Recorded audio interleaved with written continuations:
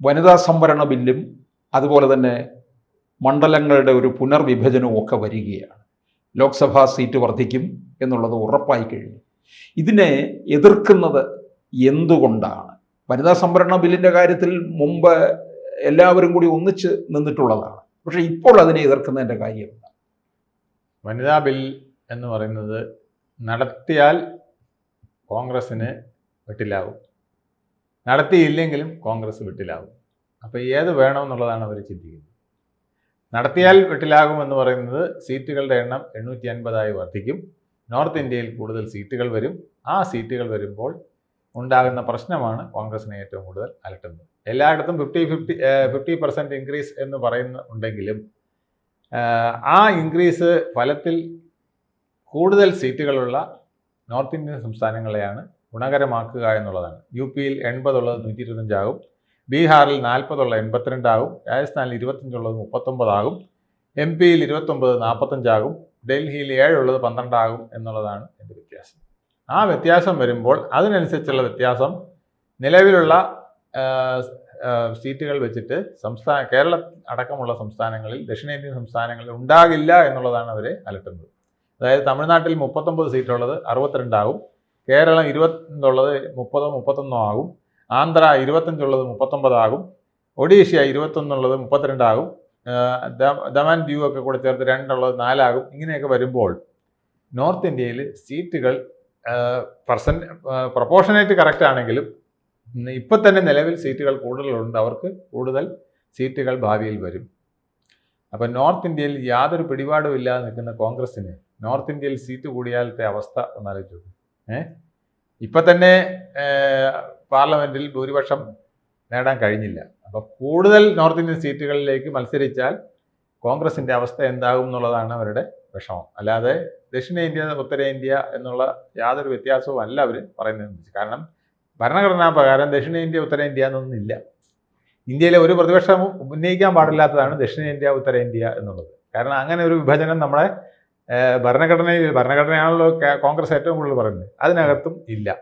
ഇതിനകത്ത് കേരളത്തിനെ സംരക്ഷിക്കാനാണെന്ന് നമുക്ക് തോന്നാം. അല്ല, കേരളത്തിനെ സംരക്ഷിക്കാനാണെങ്കിലും വലിയ മാറ്റങ്ങൾ വരുന്നത് കേരളത്തിൽ മുസ്ലിം ലീഗിനായിരിക്കും ഗുണം കിട്ടുന്നത്. കാരണം മുസ്ലിം ഭൂരിപക്ഷ പ്രദേശങ്ങളിലായിരിക്കും ആ കൂടുതൽ പെർസെൻറ്റേജുകൾ വരിക.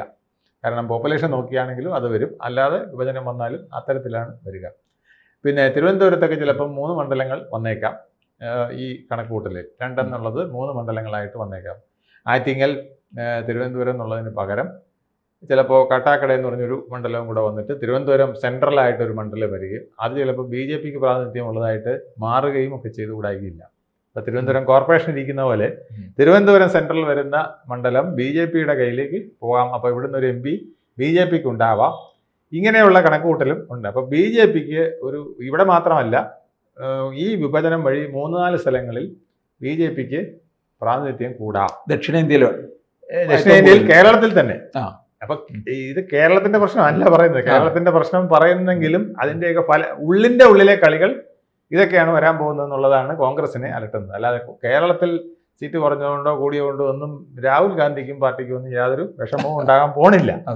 ഉണ്ടാകാൻ പോകുന്ന വിഷമം ഇതാണ്: തങ്ങൾ സുരക്ഷിതമായിട്ട് ജയിച്ചുകൊണ്ടിരിക്കുന്ന കുറേ സ്ഥലങ്ങളിൽ സീറ്റുകൾ കൂടും.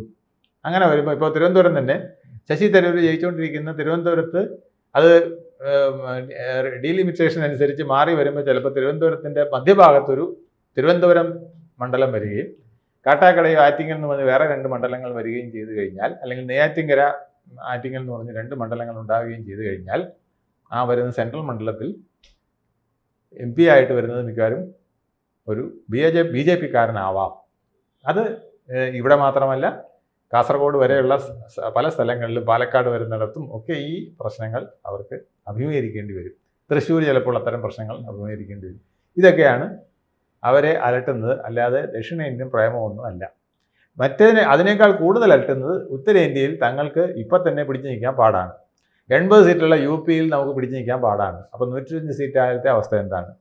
ബീഹാറിൽ 40 സീറ്റ് ഉണ്ടായിട്ട് വന്ന ഗതി നമുക്കറിയാം. അപ്പോൾ 82 സീറ്റ് ആയാലത്തെ അവസ്ഥ എന്താണ്?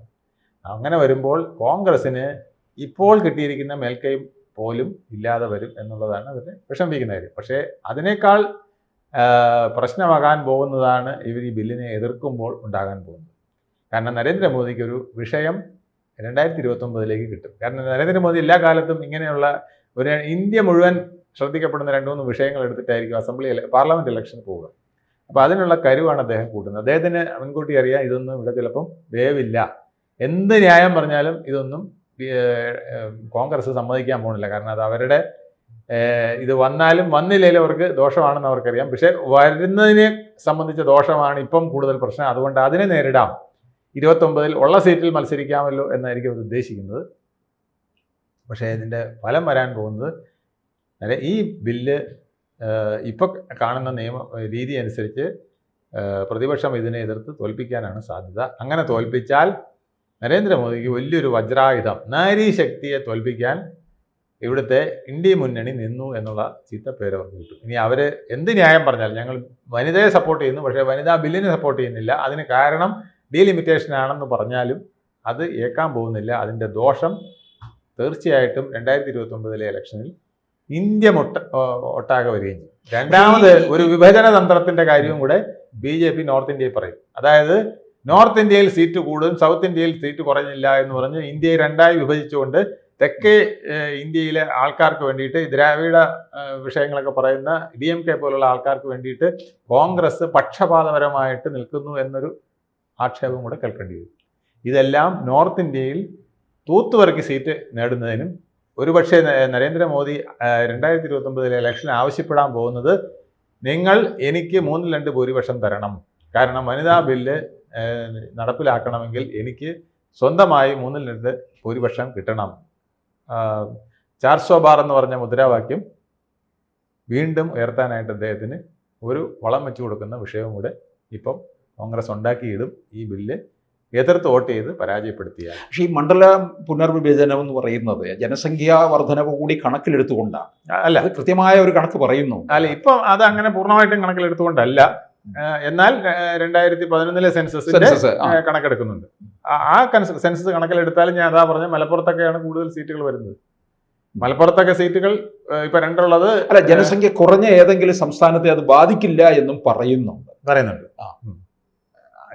ഇതിൽ ഒറ്റ പ്രശ്നമേ ഉള്ളൂ, ഇതിൽ രാഷ്ട്രീയമാണ് പ്രശ്നം. പാർലമെന്റിൽ നമുക്ക് ഇന്നുള്ള ഒരു മിനിമം സീറ്റിംഗ് കപ്പാസിറ്റി പോലും ഫില്ല് ചെയ്യാനായിട്ട് ഇത് വന്നു കഴിഞ്ഞാൽ പെർസെൻറ്റേജ് വെച്ച് ഉണ്ടാവാൻ പോണില്ല.